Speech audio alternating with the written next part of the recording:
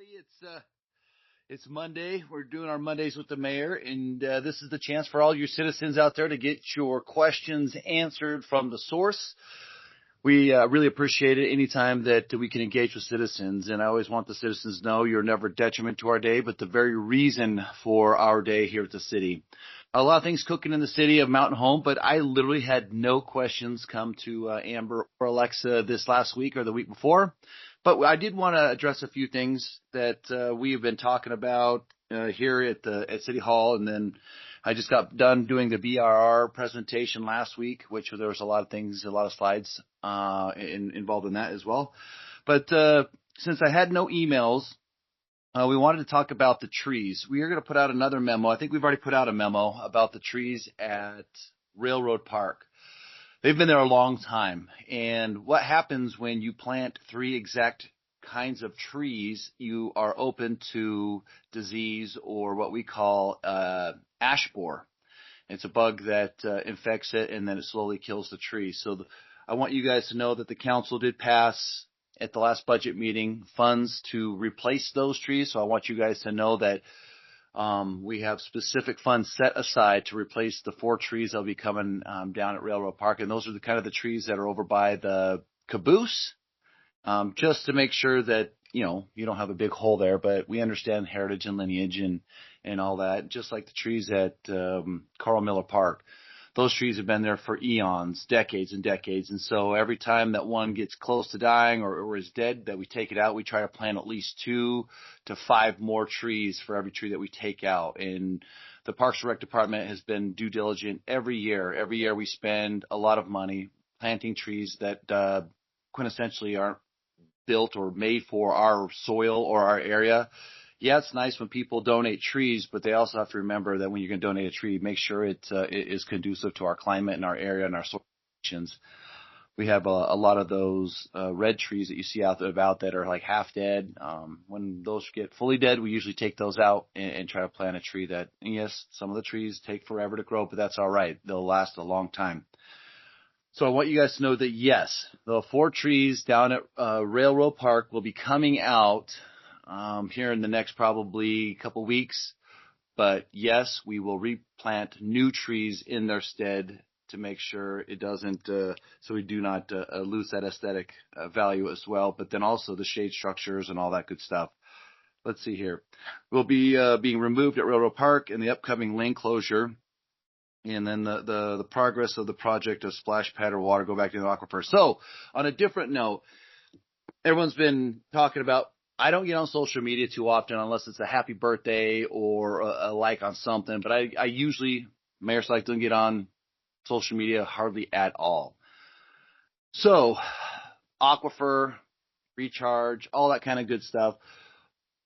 We were going to do the splash pad where it was the UV protection for chlorination system and all that. But then that was cost inducive. It was conducive, I should say. I think it was another $400,000 just for that whole water system. So what we ended up doing is we dug down about 14 feet, got past, there's a clay layer over there, if you can believe that. We saw a lot of cool history. I know I'm kind of getting off the wheels here, but in the same aspect, we have these catch basins. And so you layer it, you lay the catch basins, went down probably close to 14, 15 feet as far as our rented equipment would take us down, and put in your sand beds, your gravel beds, and then you backfill it and all that good stuff, to where all the splash pad water, so I could have done 2 different things. I could have ran it into our system, our sewer lagoon system, which then in turn gets recycled and put on a farm for the crops out there that go to the dairies or whatever farmer is. I think right now we have we have a farmer that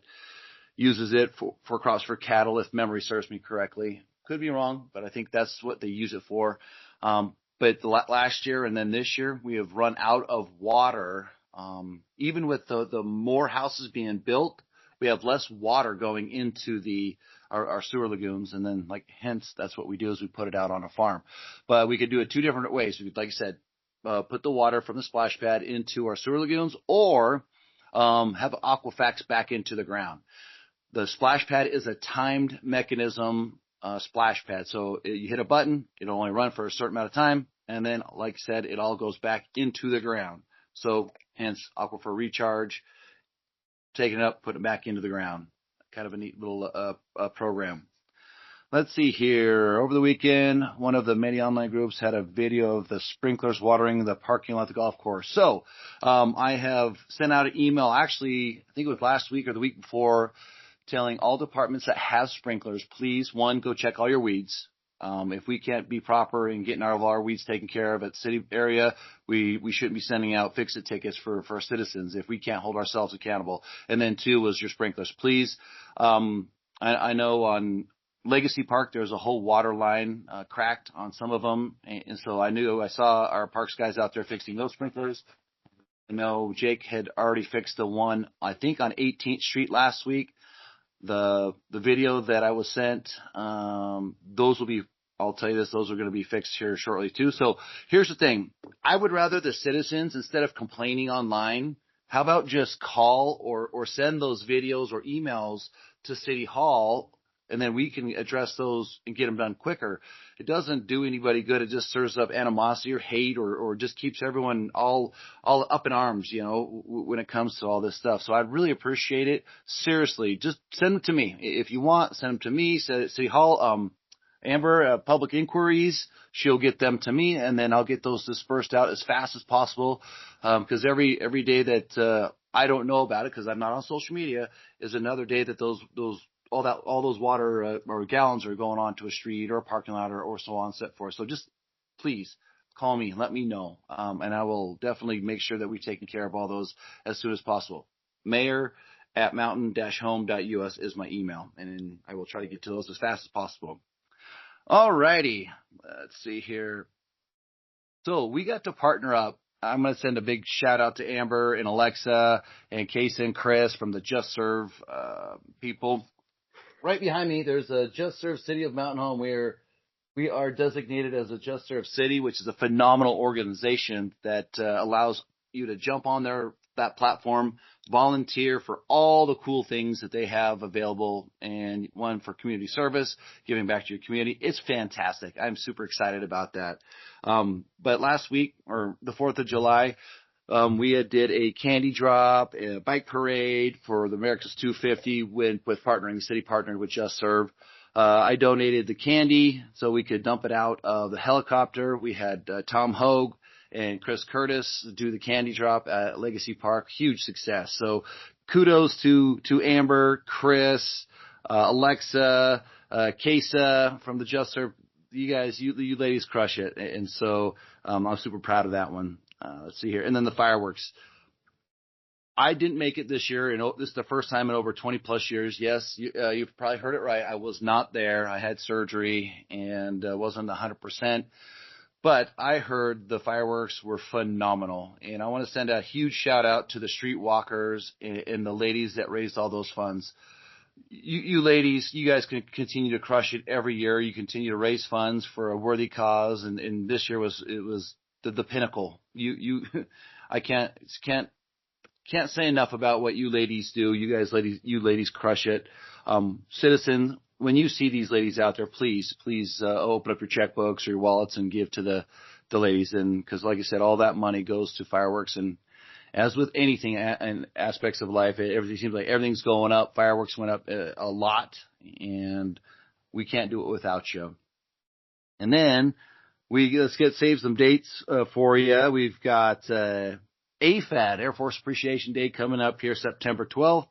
Hopefully I'll be able to walk that. I think I should be able to walk it. I'm looking forward to that one. That's always, like I said, this year's the America's 250 special. So I know Betsy Hiddleston and her group are at the Chamber of Commerce are going to do some amazing things. And got to remember, everybody, the Chamber and the city are two different entities. So AFAD's all the Chamber. The city usually just tries to participate, whatever we can do to help. That's our role in that one per se. But I'm looking forward to AFAD this year. Like I said, that's September 12th.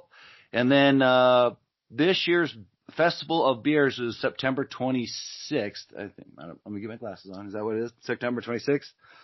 So yes. And remember, Festival of Beers is a function or a pretty much an event that all proceeds go to Christmas. So anything that you guys like at Railroad Park this year, we're gonna do some cool stuff down at Richard Aguirre Park. I'm excited, or not Richard Aguirre, sorry, Railroad Park for Christmas. But like I said, all the funds raised from Festival of Beers goes to Christmas in the park down at Railroad Park.